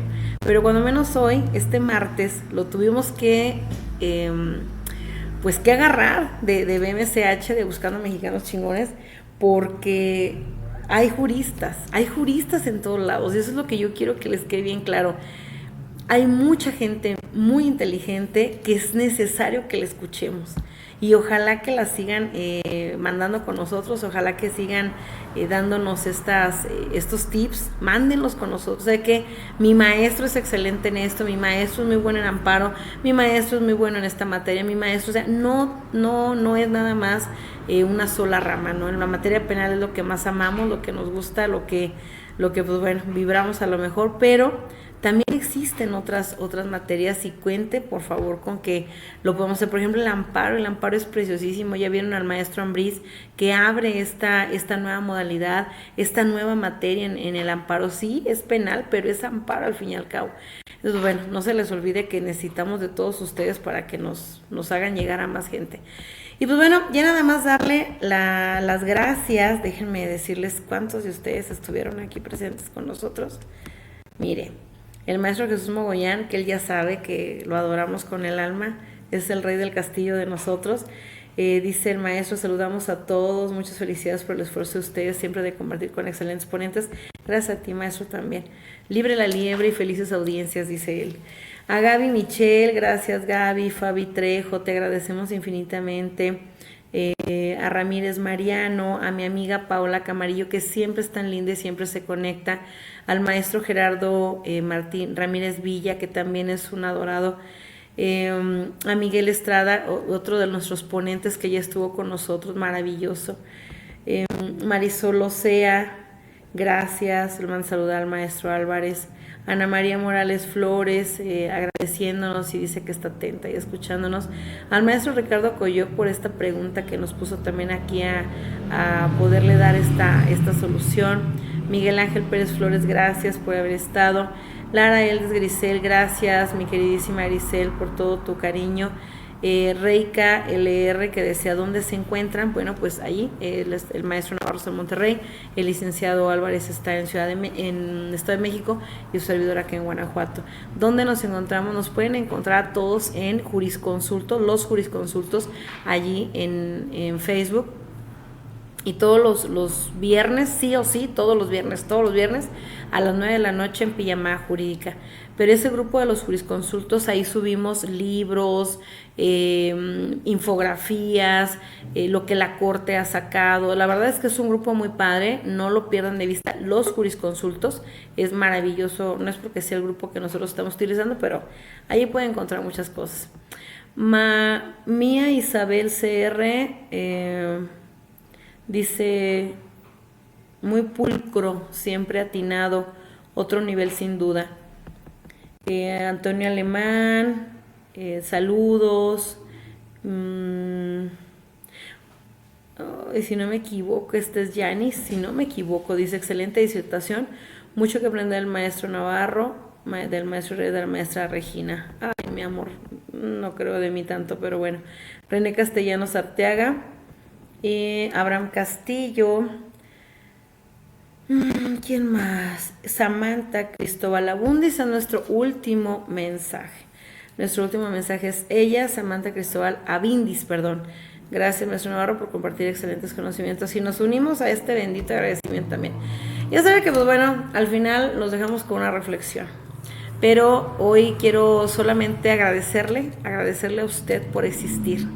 Si en algún momento duda de qué tan fuerte es usted, pues solamente échele una vista a su pasado para que pueda usted entender todo lo que ha tenido que lograr, todo lo que ha tenido que avanzar, todo lo que ha tenido que brincar como obstáculo para estar aquí. Si nadie le ha dicho que es toda una persona maravillosa, se lo decimos hoy. No cualquier persona se atreve a hacer todo lo que ha hecho usted y aguantar todo lo que ha aguantado. Así es que si hoy está dudando de usted, le pido por favor que no lo haga. Créame que el mundo no sería el mismo si usted no estuviera en él. Así es que les deseamos que tengan una gran noche. Gracias de verdad por haber estado con nosotros. Gracias por estarnos sintonizando. No creí que fuera tan lindo usted en sintonizarnos un martes, pero mire, hay gente que valora mucho el conocimiento. Ya sabe, los de siempre, el maestro Navarro también tiene su programa. Hay otro ponente que ahorita no me acuerdo quién es, pero se lo digo en esta semana. Y recuerda que el maestro Luna tiene los conversatorios, las clases que hace sábado y domingo. No lo pierda de vista, vea por ahí su página. ¿Quién más? Es que hay tantos juristas de verdad a los que tenemos que seguir, que se me escaparon ahorita a la mente, como que se me fue. Pero por favor, nada más, lo único que le pido: todo lo que nos digan, todos nosotros, investíguelo. No deje de investigarlo, por favor. No se vaya a convertir en una persona que es un fan donde si usted dice que es blanco, todo el mundo va a decir que es blanco. No, porque luego llegamos a las audiencias y resulta que lo que nos acaba de decir la persona que cree no era por ese lado y nos vamos a meter unas revolcadonas. Pero yo sí le pido y le suplico. Gracias, Isabel. También estuvimos el maestro Israel y yo. No nada más te desvelaste con el maestro Navarro. Así es que, pues bueno. Y no se preocupen. Ahí lo pueden seguir viendo ahí en su programa al maestro Navarro. Por ahí también el grupo de jurisconsultos siempre sube sus ponencias, así es que también para nosotros fue un gusto desvelarnos contigo, mía Isabel CR.